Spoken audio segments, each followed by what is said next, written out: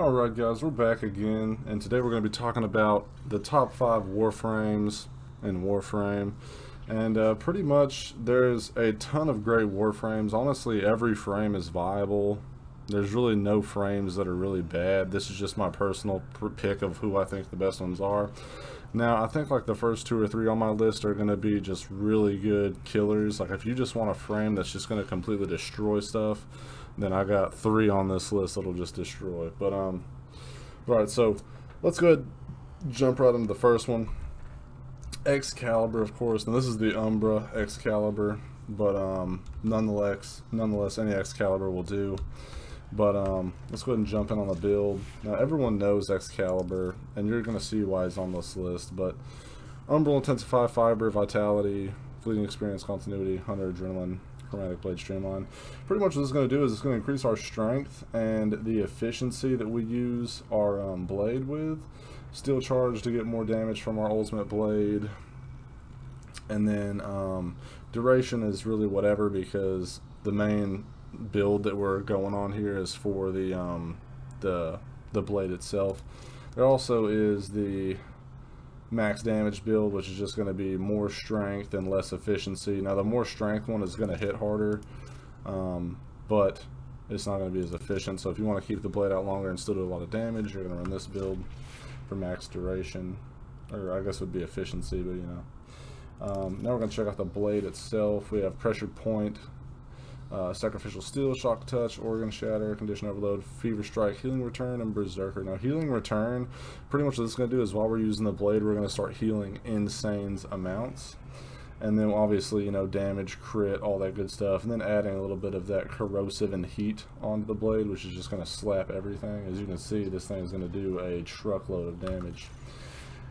Let's go ahead and check out Excalibur. As we know, his first ability, just a little bit of a slide attack. Second ability is a roar, where he'll pretty much just fear him, or I think it's a blind or something like that. Radial, just slams, a little bit of damage, not really too good. The main abilities you use is your second and your ultimate. Let's go ahead and watch how quickly we crumble these enemies. So we're just going to hit him with a roar, with a blind, and then we're going to sit back here, and we're just going to absolutely destroy them. And in like 10 seconds, they're just dead. Literally, Excalibur I think is probably the most damaging frame because of that ability. Like, it's just so insanely stupid broken. But just for the shigs, we'll show off the other build here as well. So max damage, this is what the max damage one's going to be looking like. Now this one's going to be less efficient with the blade, but you're going to be doing a lot more damage with the blade. So pull it out here. We're just going to start throwing stuff at them. As you can see, it literally just destroys them. They just perish. They have no chance against that. So we'll go ahead and get back over here. And yeah, guys, that's Excalibur. First frame on the list.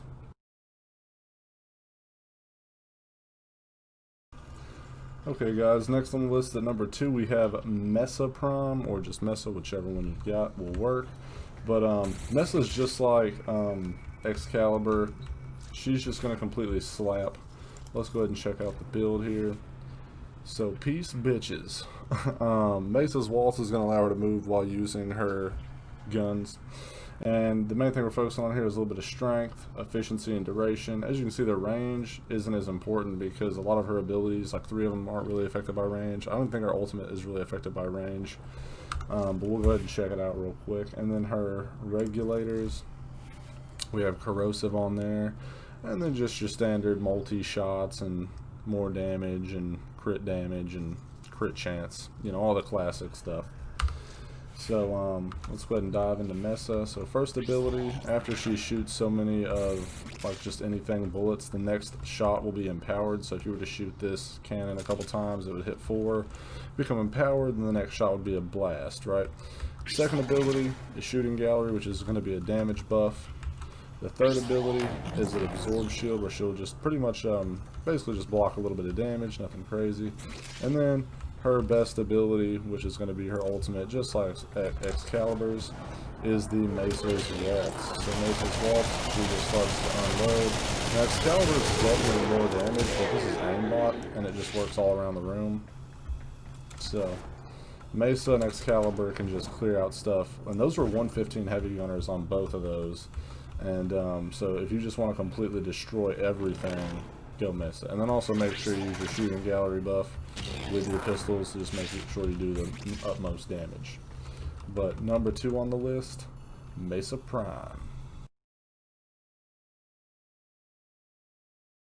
Okay, at number 3 we have Nidus. So Nidus is a super awesome frame. I think he's honestly like the better version of Rhino. Now Rhino and Rhino Prime isn't going to be on this list, which, like I said, there's a million good frames. They're just my personal picks.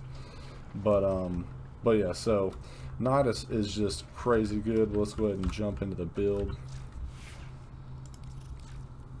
So with Nidus, we're going to be looking at get some power strength, some range, and duration. Steel charge is just something that I like to go, but you can go whatever really fits your play style, but I just like steel charge. And then let's go ahead and show off a little bit of what Nidus can do. So we're going to pause these guys. But firstly, his ability is just a stomp, does a little bit of damage, but that's really important on his building up his meter in the bottom right. And then the second ability pulls everybody in. Well, if it lands, okay, that's just going to go out into the distance. Cool. So let's go ahead and show off what his abilities can do. Now, we don't really need a lot of energy with Nidus because of the way his first ability refunds some if you hit enough people with it.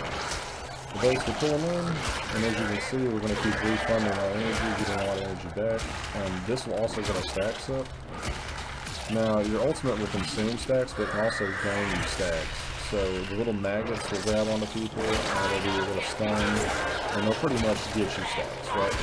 But all these stacks, the more stacks you have, the more stacks they have to pretty much cut through to kill you. So with all these stacks, as high as you can go, if you can get them as high as you want, it's going to go up to 70, 80 stacks. They'll have to go through all those to kill you. And then finally, another crazy thing is that whenever you use your third ability to latch on to someone, this will constantly keep giving you health, and it also makes you crazy tanky. So not only do you have a ton of stacks to absorb damage, you have that dude healing you and making you super tanky, and then you also have a ton of HP if all else fails. And also you got some sweet CC, a lot of damage here.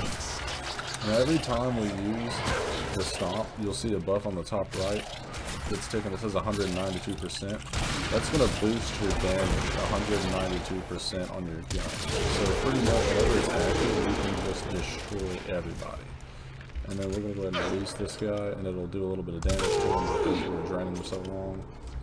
And yeah, guys, that's not. It's just literally the tankiest, most survivable god there is on the frame universe, in my opinion. But all right, number 3, Nidus.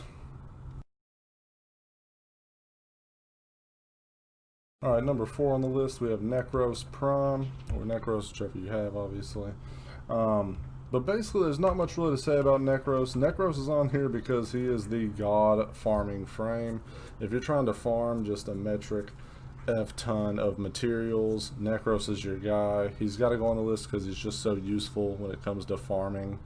You know what I mean? Like, Rhino is probably the best index runner, Rhino Prime. And Necros thing is just farming materials. So pretty much how it works is you'll hit your third ability, Desecrate, and anytime you kill stuff, it'll have double loot drop, and it's just OP. Secondly, he does a Fear, which fears everyone. His Soul Punch, which you need a target to hit, which is his first ability, will pretty much just send everyone up into the air.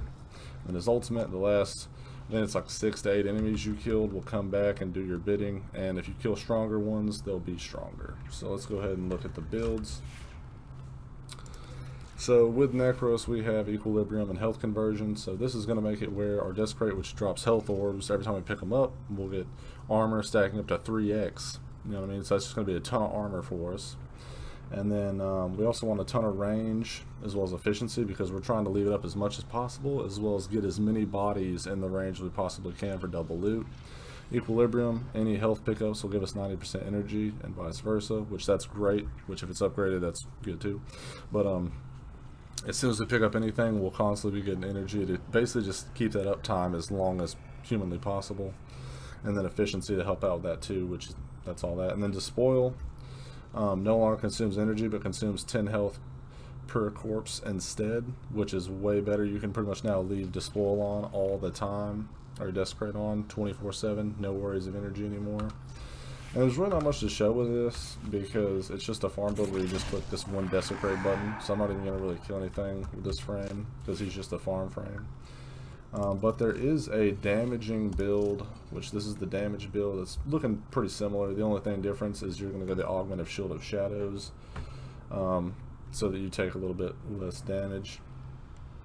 And then also have a little bit of ability strength to increase the damage of your ultimate. So I'm going to go ahead and pause these guys because I really don't feel like getting bopped around as Necros.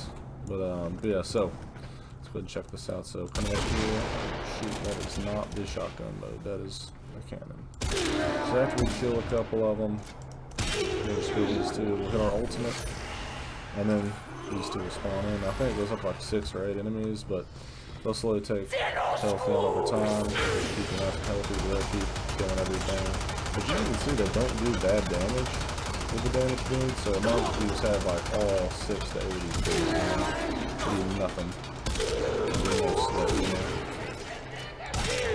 But that's Necros, a great farm frame, and honestly a really good damage frame if you have the damage build. Not too shabby. Necros, not too shabby. Number 4, Necros.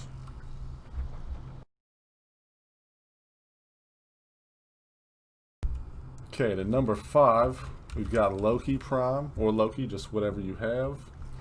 And Loki's on here because he's got great CC and one of the best support frames in the game. Let's go ahead and check out the build. So we got the disarm build and the invisibility build. So disarm is going to be focusing on your ultimate ability. It's just going to take all the weapons away from the enemies. And invisibility, this is just focused on staying invisible as long as possible, as well as getting the augment hushed invisibility, so you can use any weapon while you're invisible. Let's go ahead and check out the disarm and just all the abilities in general. Your clone, that'll pretty much give you a little bit more survivability.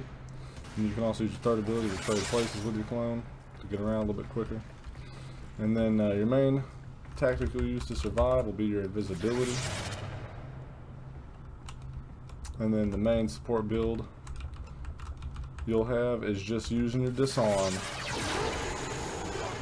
When they disarm, they'll just have melee weapons, nothing else, which will make it really easy because heavy gunners are really annoying. They do a lot of damage. Let's go ahead and check out.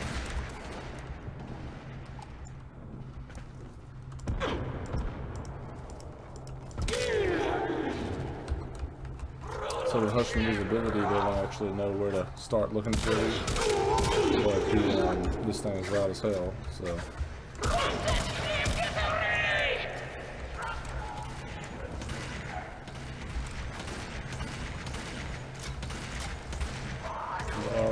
Loki's not the best killing frame in the game, but he's got a lot of good support for his teammates.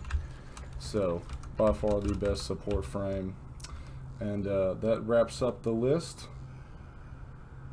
And I will catch you guys in the next one.